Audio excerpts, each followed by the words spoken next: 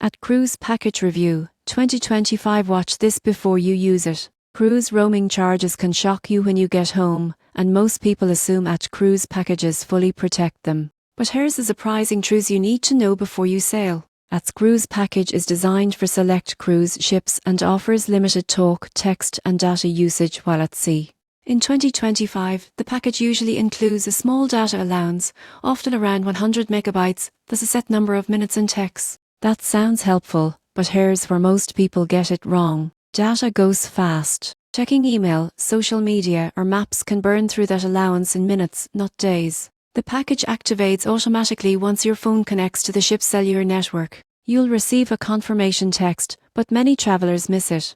If you don't actively manage usage, overage charges can still happen. Call quality is acceptable, but not perfect. Latency is common because cruise networks rely on satellite connections. Texting works more reliably than voice calls. One big advantage is convenience. You don't need to change SIM cards or settings beyond enabling roaming. That peace of mind matters for short trips or emergencies. However, the surprising truth is that most cruisers are better off using a shit's Wi-Fi and messaging apps instead of cellular data. Cruise Package makes sense for light use, not streaming or constant browsing. Before you board, decide how much connectivity you truly need. This review could save you from a massive bill later. Subscribe for more travel and mobile reviews that help you avoid costly mistakes.